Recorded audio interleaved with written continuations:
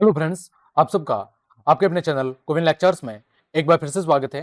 तो कैसे हो आप सब? आई होप आप सब अच्छे होंगे और आप सबकी पढ़ाई भी बढ़िया चल रही होगी।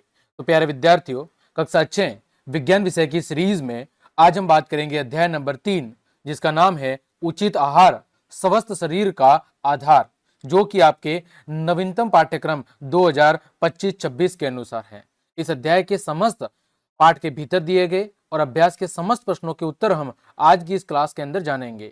तो सभी प्यारे विद्यार्थियों से रिक्वेस्ट है कि हमने आपके नवीनतम पाठ्यक्रम 2025-26 विज्ञान विषय की पुस्तक जिज्ञासा के अनुसार क्लास शुरू कर दी है। अतः बाकी की क्लासेस आप चैनल की प्ले लिस्ट पर जाकर आराम से देख सकते हैं। तो चलिए क्लास शुरू करते हैं। देखें, पहला प्रश्न दिया हुआ है कि निम्नलिखित में से असंगत को चुने। असंगत मतलब जो अलग है। असंगत का मतलब क्या है? जो अलग है उसको चुनना है और उसका कारण भी बताना है कि वो बाकी से अलग क्यों है। जैसे यहां पर प्रश्न संख्या क के अंदर जवार, बाजरा, रागी और चना कुछ आपके फसलों के नाम दिए हुए हैं। दूसरे के अंदर ख के अंदर राजमा, फिर आपका ये मूंग है, ठीक है, राजमा है, फिर मूंग है, सोयाबीन है और चावल है। तो देखें ऑप्शन नंबर क के अंदर अलग क्या है।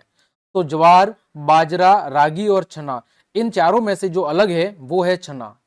क्यों? क्योंकि आपकी ज्वार, बाजरा और रागी ये तीनों क्या है? ये तीनों आपके मोटे अनाज है। कौन से अनाज है? मोटे अनाज। लेकिन जो चना है, चना क्या है? एक दलहन है। क्या है? चना एक दलहन है, जो कि जिसका यूज दाल के रूप में किया जाता है। आगे बढ़े ख की तरफ। ख के अंदर देखो राजमा, फिर आपका मूंग, यहां पर ये मूंग है प्यारे बच्चों, टाइपिंग मिस्टेक हो गई है, ये मूंग है, फिर सोयाबीन है और चावल है। तो इन चारों में से अलग क्या है प्यारे बच्चों? तो इन चारों में से अलग है वो है चावल। क्या अलग है? चावल आपका अलग है। क्या कारण है? कि राजमा, मूंग और सोयाबीन ये तीनों ये क्या है? ये प्रोटीन युक्त दालें हैं। क्या है? प्रोटीन युक्त दालें हैं। लेकिन चावल क्या है? चावल एक प्रमुख अनाज है और ये किसका स्रोत है? तो ये कार्बोहाइड्रेट का स्रोत है। तो यहां पर पहले प्रश्न के अंदर चना अलग है क्योंकि बाकी तीनों मोटे अनाज है, जबकि चना क्या है? दलहन है। दूसरे प्रश्न में चावल अलग है क्योंकि बाकी राजमा, मूंग और सोयाबीन ये तीनों प्रोटीन युक्त दालें हैं, लेकिन जो चावल है वो एक अनाज है और आपके कार्बोहाइड्रेट का स्रोत है। ठीक, आगे बढ़े हम। दूसरा प्रश्न है, भारत में पारंपरिक और आधुनिक पाक पद्धतियों की तुलना करते हुए चर्चा करें। यानी भारत के अंदर पारंपरिक का मतलब है, कह सकते हैं पुराने समय में, ठीक है, और आधुनिक मतलब वर्तमान समय में। पाक पद्धतियों का मतलब है कि अनाज को पकाने के लिए किन प्रकार के पद्धतियों अथवा तरीकों का उपयोग किया जाता है, उस पर आपको चर्चा करनी है। जैसे प्यारे बच्चों आपके सामने एक चित्र है, जैसे पारंपरिक चूल्हा, आधुनिक गैस चूल्हा, सिलबट्टा और इलेक्ट्रॉनिक ग्राइंडर। यानी पहले हम जनरली भोजन को पकाने के लिए चूल्हे का उपयोग करते थे। वर्तमान में चूल्हे का स्थान किसने ले लिया है? वो ले लिया है आधुनिक गैस चूल्हे ने।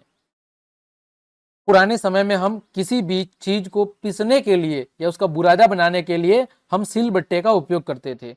वर्तमान में उसी का स्थान किसने ले लिया है? मिक्सर ने ले लिया है। तो देखें, इसका हम अंतर समझ लेते हैं। तो भारत में पारंपरिक पाक पद्धतियां समय के साथ क्या हुई है? विकसित हुई है, या कह सकते हैं बदली है। पहले लोग मिट्टी के चूल्हों का उपयोग करते थे और मसाले पीसने के लिए सिलबट्टा का उपयोग करते थे। धीरे धीरे ये पद्धतियां आधुनिक गैस चूल्हों, इलेक्ट्रिक ग्राइंडर और मिक्सर के अंदर बदल गई है। पहले है वो लोग घरों के अंदर खाना पकाने के लिए मिट्टी के चूल्हे का उपयोग करते थे। वर्तमान के अंदर गैस सिलेंडर वाले चूल्हे का उपयोग करते हैं। पहले मसालों वगैरह को पीसने के लिए सिलबट्टे का उपयोग करते थे। वर्तमान में मिक्सर या इलेक्ट्रिक ग्राइंडर का उपयोग करते हैं। पारंपरिक पद्धतियां अधिक समय लेने वाली थी और स्वास्थ्यवर्धक मानी जाती थी। हालांकि जो हमारी पुरानी पद्धतियां थी उसमें समय थोड़ा ज्यादा लगता था, लेकिन वो स्वास्थ्य के लिए बहुत ज्यादा लाभदायक थी, क्योंकि इनमें कम प्रसंस्करण होता था, यानी उसके अंदर कोई ज्यादा चेंजेस नहीं होते थे, या कोई कह सकते हैं कि उसके जो वास्तविक गुण थे वो उसके अंदर बने रहते थे। वही दूसरी ओर जो आधुनिक पद्धतियां हैं वो क्या है? अधिक सुविधाजनक तो है, लेकिन उनमें कभी कभी पोषक तत्वों की क्या हो सकती है? हानि हो सकती है। क्योंकि वो सब बिजली से चलते हैं या गैस से चलते हैं, तो निश्चित रूप से उनके अंदर मौजूद जो पोषक तत्व है वो क्या हो जाते हैं, ज्यादा आग की वजह से या विद्युत की वजह से वो नष्ट हो जाते हैं। तो ये दोनों के अंदर अंतर हो गया। हालांकि हमारे जो पारंपरिक तरीके थे वो बहुत ज्यादा बेहतर थे और स्वास्थ्य के लिए भी फायदेमंद थे। ठीक, आगे बढ़े हम। प्रश्न संख्या 3, उत्सुक है और वह अपने शिक्षक से कुछ प्रश्न पूछना चाहता है। उत्सुक नाम का एक लड़का है और वो अपने अध्यापक से कुछ प्रश्न पूछना चाहता है। कम से कम ऐसे 2 प्रश्न सूचीबद्ध करे जो वह पूछ सकता है। कोई 2 ऐसे प्रश्न लिखने हैं जो उत्सुक अपने शिक्षक से पूछ सकता है। मान लिया कि रवि के द्वारा शिक्षक से पूछे जा सकने वाले संभावित प्रश्न, यहाँ पर देख ले उत्सुक है, यानी कि यहाँ पर शायद लिखा हुआ है रवि उत्सुक है और वह अपने शिक्षक से कुछ प्रश्न पूछना चाहता है। तो आपको 2 प्रश्न बताने हैं। जैसे पहला प्रश्न मैंने लिखा है कि अच्छा आहार कौन कौन से रोगों से बचाव कर सकता है। यानी जो रवि है वो अपने शिक्षक से ये प्रश्न पूछ रहा है कि जो अच्छा आहार है, अच्छा जो भोजन है, वो कौन कौन से रोगों से बचाव कर सकता है। और दूसरा प्रश्न वो कर रहा है कि क्या कुछ खाद्य पदार्थों का सेवन हमें दवाइयों की आवश्यकता को कम कर सकता है। क्या कुछ खाद्य पदार्थों का सेवन है वो हमारे लिए दवाइयों की आवश्यकता को कम कर सकता है। ये 2 प्रश्न हैं वो रवि किससे पूछ रहा है, अपने शिक्षक से पूछ रहा है। जैसे यहाँ पर देखो कुछ खाद्य पदार्थ हैं, ये निश्चित रूप से इनका सेवन अगर हम समय समय पर करते रहें और शरीर की आवश्यकता के अनुसार करते रहे तो निश्चित रूप से ये दवाइयों की आवश्यकताओं को हमारे शरीर के लिए कम कर सकते हैं। जैसे यहाँ पर देखो अलग अलग दालें दे रखी है, मोटा अनाज दे रखा है, चावल, मक्का, फिर ये आम, अनानास, केला, आलू, चुकंदर, गन्ना, ये सब क्या है, ये सब पोषक तत्वों से युक्त या पौष्टिक खाद्य पदार्थ हैं जो हमारे शरीर के लिए बहुत ज्यादा फायदेमंद है। यदि इनका सेवन अगर हम अपने शरीर की आवश्यकता के अनुसार करेंगे तो निश्चित रूप से हमें दवाइयों की आवश्यकता बहुत ही कम पड़ेगी। आगे बढ़े। प्रश्न संख्या 4, सभी स्वादिष्ट खाद्य पदार्थ आवश्यक रूप से स्वास्थ्यप्रद नहीं होते। सभी जो स्वादिष्ट खाद्य पदार्थ होते हैं जिनसे हमें अच्छा स्वाद आता है वो आवश्यक रूप से स्वास्थ्यप्रद यानी हमारे स्वास्थ्य के लिए लाभदायक नहीं होते। और सभी जो पौष्टिक खाद्य पदार्थ हैं वो सदैव आनंददायक नहीं होते। और जो पौष्टिक खाद्य पदार्थ है जिनमें पोषक तत्व पर्याप्त मात्रा में मौजूद होते हैं वो स्वाद के अंदर उतने आनंददायक नहीं होते हैं। कुछ उदाहरणों के साथ अपने विचार साझा करें। यानी यहाँ पर देखो प्रश्न 2 प्रश्न है। पहला कि ज्यादातर जो टेस्टी खाद्य पदार्थ होते हैं, स्वादिष्ट खाद्य पदार्थ, वो हमारे स्वास्थ्य के लिए फायदेमंद नहीं होते। वही जो पौष्टिक खाद्य पदार्थ होते हैं वो आनंददायक नहीं होते, यानी हमारे मन को भाने वाले नहीं होते। आपको उदाहरण के साथ बताना है। तो देखें, जैसे कुछ स्वादिष्ट खाद्य पदार्थ जो खाने में टेस्टी लगते हैं जैसे चिप्स, पिज्जा, इनमें उच्च मात्रा में वसा, शक्कर और नमक होते हैं जो स्वास्थ्य के लिए हानिकारक हो सकते हैं। लेकिन वही फल और सब्जियां जैसे पालक, ब्रोकली आदि स्वास्थ्य के लिए ज्यादा लाभदायक है, लेकिन वे हमेशा स्वादिष्ट नहीं लगते। इसीलिए हमें स्वाद और पौष्टिकता के बीच क्या बनाना चाहिए, संतुलन बनाना चाहिए, ताकि हमारे शरीर की आवश्यकता के अनुसार ही हम इन पदार्थों का सेवन करें। ठीक, आगे बढ़े हम। प्रश्न संख्या 5, मैदू सब्जियां नहीं खाता लेकिन बिस्कुट, नूडल्स और डबल रोटी यानी सफेद ब्रेड का आनंद लेता है। मैदू नाम का एक लड़का है, वो सब्जियां नहीं खाता लेकिन बिस्कुट, नूडल्स और डबल रोटी खाता है। उसे अक्सर पेट के अंदर दर्द और कब्ज की शिकायत बनी रहती है। इन समस्याओं से छुटकारा पाने के लिए उसे अपने आहार में क्या बदलाव करना चाहिए, अपने उत्तर को विस्तार से समझाइए। ठीक है, और बिस्कुट, नूडल्स और डबल रोटी जैसी चीजों का सेवन करने से उसके पेट में दर्द और कब्ज की समस्या रहती है। अब इन समस्याओं से यदि उसको छुटकारा पाना है तो उसे अपने आहार यानी भोजन के अंदर क्या बदलाव करना चाहिए वो आपको बताना है। तो देखिए प्यारे बच्चों, मैदू को बिस्कुट, नूडल्स और सफेद ब्रेड की जगह अधिक फाइबर युक्त खाद्य पदार्थ जैसे साबुत अनाज, फल और सब्जियों का सेवन अधिक करना चाहिए। इससे उसकी पेट की समस्या जैसे कब्ज और पेट दर्द में सुधार हो सकता है, क्योंकि साबुत अनाज, फल और सब्जियों में फाइबर है। वो क्या होता है, फाइबर प्रचुर मात्रा में होता है, जो पाचन क्रिया के अंदर क्या करता है, मदद करता है और उसकी पेट की जो समस्या है वो सॉल्व हो सकती है। अतः उसको अपने भोजन के अंदर साबुत अनाज, फल, सब्जियों का सेवन ज्यादा से ज्यादा करना चाहिए। प्रश्न संख्या 6 है, रेशमा को कम रोशनी में देखने में कठिनाई हो रही थी। चिकित्सक ने उसकी दृष्टि का परीक्षण किया और उसे एक विशेष विटामिन पूरक सप्लीमेंट लेने की सलाह दी। उन्होंने उसे अपने आहार में कुछ खाद्य पदार्थों को सम्मिलित करने की सलाह भी दी।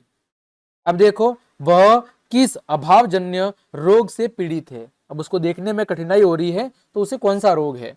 दूसरा, उसके आहार में किस से खाद्य घटक की कमी हो सकती है।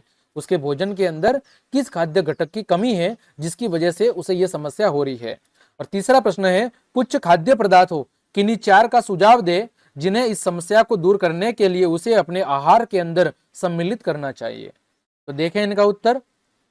सबसे पहले उसे कौन सा रोग है, तो सबसे पहले वह रेशमा है, वो रतौंधी नामक रोग से पीड़ित हो सकती है जो विटामिन ए की कमी के कारण होता है। रतौंधी नामक जो रोग है जिसमें रात के समय देखने में समस्या होती है, ये कौन से विटामिन की कमी से हो सकता है, विटामिन ए की कमी से।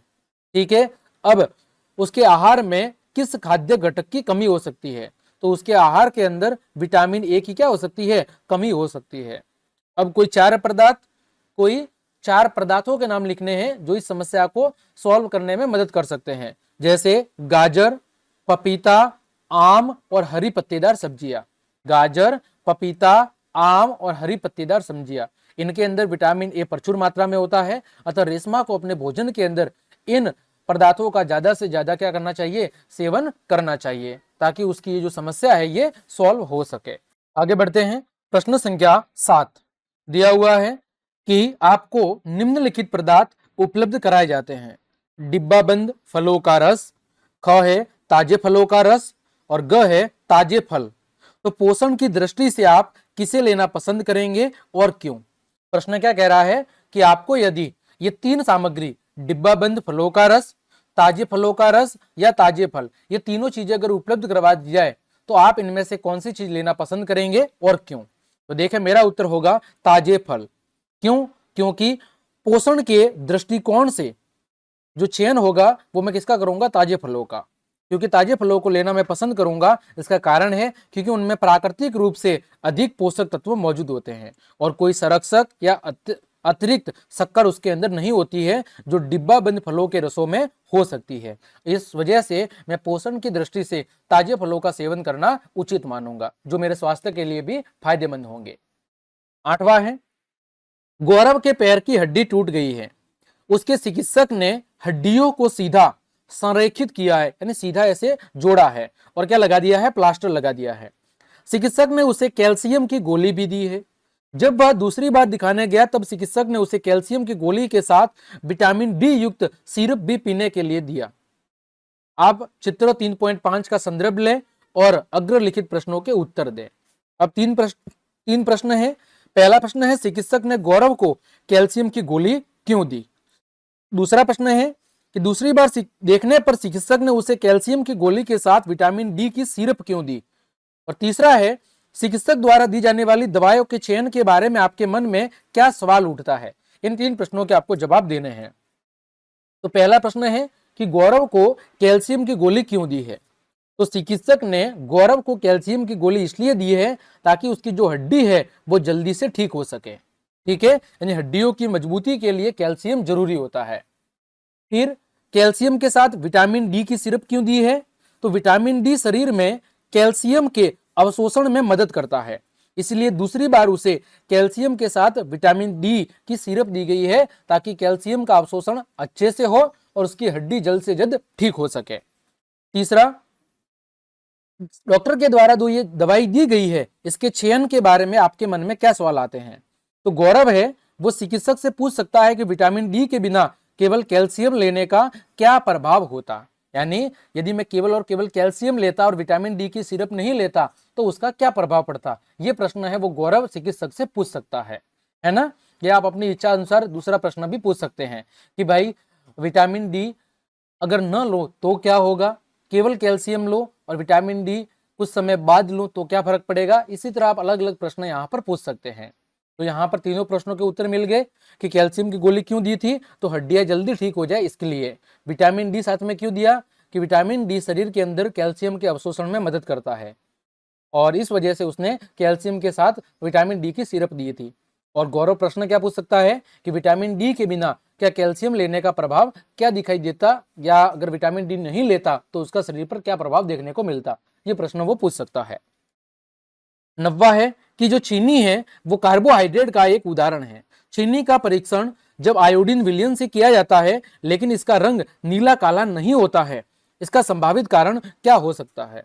चीनी क्या है, चीनी कार्बोहाइड्रेट का एक उदाहरण है, और जब चीनी के साथ आयोडीन विलयन मिलाया जाता है तो इसका जो रंग है वो नीला काला नहीं होता है। इसके पीछे कारण क्या है, तो देखो चीनी का रंग नीला काला नहीं होता क्योंकि यह स्टार्च नहीं बल्कि साधारण कार्बोहाइड्रेट है। आयोडीन विलयन केवल स्टार्च के साथ ही रिएक्शन करता है और उसका रंग बदल जाता है। देखो प्रश्न का उत्तर क्या है कि चीनी का रंग आयोडीन विलयन के साथ नहीं बदलता। कारण क्या है, चीनी एक अपने आप में एक साधारण कार्बोहाइड्रेट है। आयोडीन विलयन जब स्टार्च के साथ अभिक्रिया करता है तो उस समय ही उसका रंग बदलता है, केवल कार्बोहाइड्रेट के साथ अभिक्रिया के दौरान उसका रंग नहीं बदलता है। प्रश्न संख्या 10 है, आप रमन के इस कथन के बारे में क्या सोचते हैं। सभी मंड यानी स्टार्च कार्बोहाइड्रेट है, लेकिन सभी कार्बोहाइड्रेट मंड यानी स्टार्च नहीं है। अपने उत्तर की जांच करने के लिए किसी क्रियाकलाप की योजना का भी वर्णन करें। प्रश्न क्या कह रहा है कि सभी स्टार्च कार्बोहाइड्रेट है, लेकिन सभी कार्बोहाइड्रेट हैं वो स्टार्च नहीं है। इस कथन को आपको समझाना है। तो देखें, रमन का कथन बिल्कुल सही है। सभी स्टार्च हैं वो कार्बोहाइड्रेट होते हैं, लेकिन सभी कार्बोहाइड्रेट स्टार्च नहीं होते। इस बात को जांचने के लिए हम विभिन्न खाद्य पदार्थों का क्या करेंगे, आयोडीन परीक्षण करेंगे, और देख सकते हैं कि कौन से पदार्थ नीला काला रंग प्रदर्शित करता है। जो पदार्थ नीला काला रंग आयोडीन के साथ प्रदर्शित करेगा वो स्टार्च होगा, और जो नहीं करेगा वो क्या होगा, वो साधारण कार्बोहाइड्रेट होगा। आगे बढ़े, इसी का उत्तर है कि विभिन्न खाद्य पदार्थों पर आयोडीन विलयन यदि हम डालेंगे तो जो स्टार्च युक्त पदार्थ है जैसे आलू और ब्रेड, इनका जो रंग है वो कैसा हो जाएगा, नीला काला हो जाएगा। जबकि जो कार्बोहाइड्रेट है, चीनी, फल, इनके रंग है वो नहीं बदलेंगे। अतः यह परीक्षण दर्शाएगा कि सभी कार्बोहाइड्रेट स्टार्च नहीं होते हैं, लेकिन स्टार्च एक प्रकार का कार्बोहाइड्रेट ही होता है। आगे बढ़े, प्रश्न संख्या 11, प्रयोगशाला में आयोडीन का प्रयोग करते समय आयोडीन की कुछ बूंदे मिस्टी के मोजे पर तथा उसकी शिक्षिका की साड़ी के ऊपर गिरी। साड़ी पर आयोडीन की बूंदे नीली काली हो गई, जबकि मोजे के ऊपर आयोडीन का रंग नहीं बदला। इसका संभावित कारण क्या हो सकता है। प्रयोगशाला के अंदर जब कोई टेस्ट हो रहा था तो आयोडीन की जो कुछ बूंदे हैं वो कुछ बूंदे मिस्टी के मोजों पर और कुछ बूंदे शिक्षिका की साड़ी के ऊपर गिर गई। शिक्षिका की साड़ी का जो रंग था, साड़ी के ऊपर जब आयोडीन की बूंदे गिरी तो उसका रंग कैसा हो गया, नीला काला। लेकिन जब मोजे पर गिरी तो वहां पर आयोडीन का रंग नहीं बदला। इसका कारण क्या है, अभी हमने देखा। इसका संभावित कारण यही हो सकता है कि साड़ी के कपड़े में स्टार्च मौजूद था। क्या मौजूद था, स्टार्च मौजूद था, जिसकी वजह से आयोडीन का रंग कैसा हो गया, नीला काला हो गया। जबकि मोजे के कपड़े के अंदर स्टार्च मौजूद नहीं था, इसीलिए आयोडीन का रंग वहां पर नहीं बदला। आगे प्रश्न संख्या 12, कंदन को एक स्वास्थ्यप्रद आहार क्यों माना जाता है।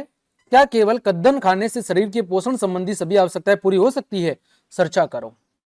तो देखें, कद्दन को स्वास्थ्यप्रद आहार इसलिए माना जाता है क्योंकि इसमें फाइबर, प्रोटीन, विटामिन और खनिज लवण मौजूद होते हैं, जो शरीर को स्वस्थ रखने में क्या करते हैं, मदद करते हैं। हालांकि केवल और केवल कद्दन खाने से शरीर की सभी पोषण संबंधी आवश्यकताएं वो पूरी नहीं हो सकती, क्योंकि शरीर को विभिन्न अलग अलग प्रकार के पोषक तत्वों की आवश्यकता पड़ती है, जो विभिन्न अलग अलग प्रकार के खाद्य पदार्थों से मिलते हैं। वो केवल और केवल एक खाद्य सामग्री कद्दन से प्राप्त नहीं हो सकते। ठीक, आगे प्रश्न संख्या 13, आपको विलयन का एक नमूना दिया गया है। आप इसके आयोडीन विलयन होने की संभावना की जांच किस प्रकार करेंगे। आपको एक विलयन का नमूना दिया हुआ है, आप कैसे जांच करेंगे ये आयोडीन विलयन है। तो देखो, आप इस आयोडीन विलयन को किसी स्टार्च युक्त पदार्थ जैसे आलू या ब्रेड के ऊपर डाल सकते हैं। यदि विलयन आयोडीन है तो वह स्टार्च के संपर्क में आकर कौन सा रंग उत्पन्न करेगा, नीला काला रंग उत्पन्न करेगा, जिससे यह सिद्ध हो जाएगा कि वो कौन सा विलयन है, आयोडीन विलयन है। क्योंकि आयोडीन स्टार्च के साथ अभिक्रिया करने पर आयोडीन का जो रंग है वो कैसा हो जाता है, नीला काला हो जाता है। वहां से हमें ये पता लग जाएगा कि वो आयोडीन है अथवा नहीं है। तो प्यारे विद्यार्थियों, इस तरह आज की इस क्लास के अंदर हमने चैप्टर नंबर 3 के अभ्यास के समस्त प्रश्नों के उत्तर बहुत अच्छे से जान लिए हैं।